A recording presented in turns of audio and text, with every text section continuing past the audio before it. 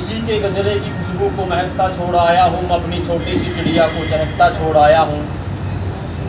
उपस्थित तमाम महानुभावों, पिता तुल्य बुजुर्गों और मेरे से पूर्व जो इस सभा को संबोधित कर रहे थे हमारे आदरणीय गुरु जी, युवा प्रभारी आदरणीय भाई गोविंद जी, उपस्थित समस्त महानुभाव, आदरणीय सतपाल काद्यान जी, जिन जिन लोगों से मैं यहाँ परिचित हूँ, आदरणीय भाई मोहित जी और आप समस्त लोग, पिता तुल्य बुजुर्ग, हमारी माताएं बहनें जो भी यहाँ उपस्थित हैं।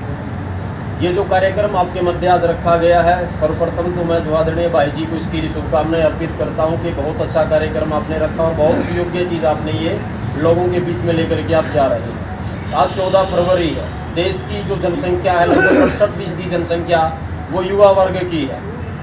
भारत पूरी दुनिया का सबसे युवा देश है, परंतु वो युवा किस काम के, जिन लोगों के मन मस्तिष्क के अंदर केवल षड्यंत्र भरी पड़ी हो, जो लोग न राष्ट्र के लिए सोच पाते हो, न मानवता के लिए कुछ सोच पाते हो, जिन लोगों के लिए न राष्ट्र का कोई महत्व है, न राष्ट्रता का कोई महत्व है, न देश के लिए क्या करना क्या नहीं करना है, यदि ऐसे मौलिक विचार युवाओं के मन मस्तिष्क के भीतर नहीं उपजते तो फिर मुझे नहीं लगता कि ऐसे युवाओं का कोई भविष्य हो सकता है, ऐसे राष्ट्र का कोई भविष्य हो सकता है। जिस प्रकार आचार्य चाणक्य से किसी व्यक्ति ने एक बार पूछा था कि आचार्य ये बताइए, यदि किसी देश को अस्त व्यस्त कर देना हो, किसी देश को जो है दुनिया के नक्शे से मिटा देना हो, तो आप क्या सुजेस्ट करेंगे?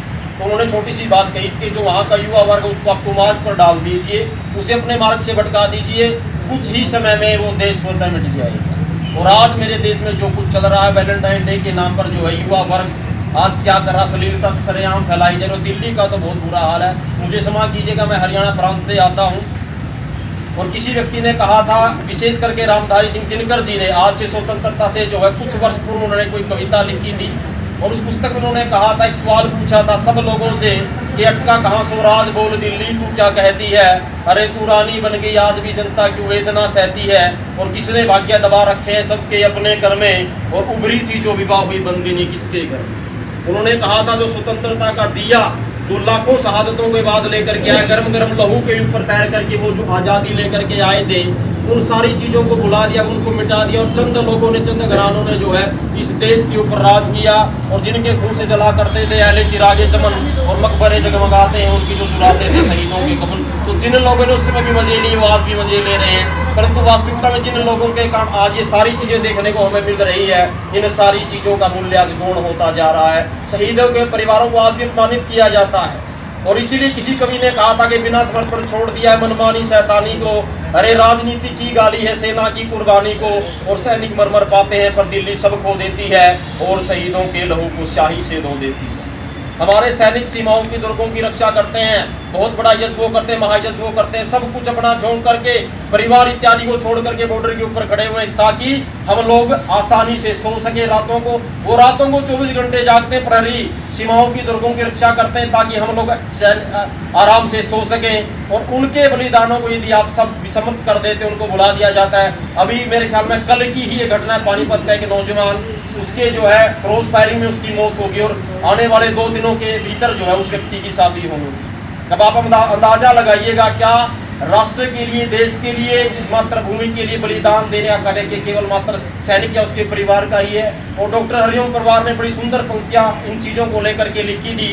उन्होंने कहा था कि क्या ये देश उन्हीं का है जो युद्धों में मर जाते हैं, अपना खून बहाकर टीका सरहद पर कर जाते हैं। ऐसा युद्ध वतन की खातिर सबको लड़ना पड़ता है, संकट की घड़ियों में सबको सैनिक बनना पड़ता है, और जो भी कौम वतन की खातिर मरने को तैयार नहीं उनको आज़ादी की सदती जीने का अधिकार नहीं। अरे किसके कितने लाल सनोने सीमा पर छिन जाते हैं, गुरु गोविंद जी के बेटे दीवारों में छिन जाते हैं, मंगल पांडे आज़ादी का परवाना हो जाता है और उधम डायर से बदले को दीवाना हो जाता है, और झांसी की रानी लड़कर राजधानी मिटवा देती है और पन्ना धाए वफादारी में बेटा कटवा देती है। अरे घास फूस की रोटी खाकर राणा नहीं लड़े थे क्या, बंदा बैरागी के तट पर हाथी नहीं चढ़े थे क्या, वीर हकीकत राय धर्म की खातिर मरते देखे हैं और ऋषि दधीची अपनी हड्डी अर्पण करते देखे हैं, और हाड़ी रानी शीश काट कर थाली में रख देती है और ये गाथा उनको सूरज की लाली में रख देती है, ये गाथा उनको सूरज की लाली में रख देती है। तो आप जितने भी महानुभाव हैं, अभी एक सवाल था, एक प्रश्न था, एक सुलगता प्रश्न कि हम क्या करें, हमारी क्या भूमिका हो। मैं केवल मात्र आपसे इतना ही कहूँगा, आप जहाँ भी हैं, जिस भी क्षेत्र में आप कार्यरत है, जहाँ भी आप काम करें, आप वकील हैं, आप डॉक्टर हैं, आप एक किसान हैं, आप एक व्यापारी हैं, आप कोई भी हैं, केवल मात्र आप जिस भी फील्ड में आप काम कर रहे हैं अपना काम महानिष्ठा से कीजिए, ईमानदारी से कीजिए, न घूस लेइए न दूसरों को लेने दीजिए। जैसे कि जो है आमतौर पर हमारे बड़े बड़े लोग कहते हैं ना खाऊंगा ना खाने दूंगा, परंतु उनकी नाकों के नीचे सारी चीज़ें होती रहती हैं कि चारा गाय भैंस का भी खा गया है आदमी और खेतों का यूरिया पचा गया है आदमी। ये वो घड़ियाल है जो सिंधु मेरी सूखे हैं और सारा देश खा चुके लेकिन अब भी भूखे हैं। मैं केवल मात्र एक सरकार की बात नहीं कर रहा, न मैं बीजेपी का समर्थक हूँ, न मैं कांग्रेस का समर्थक हूँ, न मैं किसी सरकार का हूँ, न मैं किसी के उपकार का हूँ, न मैं किसी सरकार का हूँ, न मैं किसी के उपकार का हूँ। मैं केवल शहीद और उनके परिवार का हूँ। मुझे किसी से कोई लेना देना नहीं है, किसकी सरकार आ रही है किसकी सरकार जा रही है, कोई जरूरत नहीं है। और पूज्य स्वामी जी का भी यही आदेश था, यही उनकी चीज थी। जब वो उठे थे धरातल से गुरुकुलीय शिक्षा पद्धति में पढ़ करके वो आए, वहां से वो निकले गुरुकुल कालवा में उनका अध्ययन किया। उसके बाद में स्वामी जी कलकत्ता गए, उन्होंने देखा कि आज स्वास्थ्य के नाम पर जो बहुत बड़ी लूट लोगों ने जारी कर रखी है, इनके चंगुल से राष्ट्र को कैसे बचाया जाए। इसलिए उन्होंने 3 चीजें की, स्वदेशी और स्वराज्य, कि जो देश में बनी हुई चीजें उनका प्रोडक्शन कीजिए, उन्हीं चीजों को आप यूज कीजिए और निःशुल्क लोगों को कक्षाएं वितरित कीजिए। सबसे बड़ा जो मुद्दा वो स्वास्थ्य का भी 3 बड़ी चीजें, रोटी कपड़ा और मकान। इन रोटी कपड़ा और मकान जैसी मूलभूत सुविधाओं से भी आज राष्ट्र का प्रत्येक व्यक्ति वंचित है। जब तक ये 3 चीजें कम से कम लोगों के हिस्से में पूरी तरह से नहीं आ जाती, तब तक मैं मानता हूँ स्वतंत्रता अधूरी है और पूरी तरह से अधूरी है। आज भी चंद लोग आपके ऊपर राज करते हैं। मैं बहुत बार ये देखता हूँ, पूरी विशेष करके उस इलाके में जहाँ मैं रहता हूँ, सरेआम छुरियाँ चलती है, चाकू चलते हैं, 10-10, 5-5 रुपए को लेकर के जो है सड़कों के ऊपर लोगों की हत्याएं कर दी जाती है, पुलिस आती है और मुंह फेर करके चली जाती है। ये किस तरह की स्वतंत्रता है, ये कैसी है ये चीजें, परंतु इनको बदलने वाला कोई नहीं है। सड़कों के ऊपर निरंतरता में जो है सड़कें लाद रहती हैं, लोग मारे जाते हैं हमारी आंखों के समक्ष, परंतु कोई व्यक्ति उस चीज को बदलने के लिए, उस चीज को जो है रोकने के लिए एक उंगली खड़ी नहीं कर पाता। लोग तमाशबीन बने रहते हैं, सारी चीजों को फोटो के अंदर कैप्चर करते, वीडियो बनाते हैं। ये सारी चीजें मेरे देश में आज चल रही हैं। और इसलिए किसी ने कहा था कि अधर्म को जो मूक बनकर मात्र निहारे जाते हैं, वो महाभारत का किस्सा श्री कृष्ण ने कहा था, सब लोगों को चेतावनी दी थी कि अधर्म को जो मूक बनकर मात्र निहारे जाते हैं, भीष्म द्रोण या कर्ण सबके सब मारे जाते हैं। तो ध्यान रखिएगा, यदि आंखों के समक्ष राष्ट्र की बेइज्जती कोई कर रहा है, मातृभूमि के को अपमान कोई कर रहा है, उन शहीदों को कोई अपमानित कर रहा है और फिर भी हम सारी चीजों को देख रहे हैं मात्र, और एक जो है खामोश जबान को बंद करके केवल मात्र निहार रहे जो चीजों को, तो एक दिन विनाश हमारा भी सुनिश्चित होगा। इस बात का ध्यान रखिएगा। समर शेष है, पाप का भागी नहीं है, केवल व्याध जो तटस्थ है समय लिखेगा उनका भी अपराध। तो मैं तो केवल मात्र पीड़ा गाता हूँ।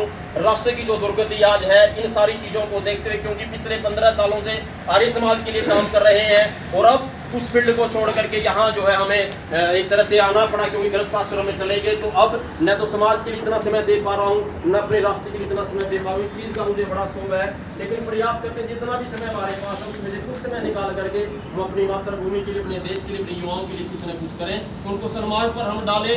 सबसे बड़ी आवश्यकता आज एक चरित्र की और दूसरी संस्कार की है। संस्कार विहीन समाज आज किस तरफ जा रहा, विशेष करके हमारी युवा पीढ़ी, यदि उसको आपने नहीं रोका तो आने वाले समय के अंदर हमारी नस्लें मिटा दी जाएगी। इस बात का आप ध्यान रखिएगा।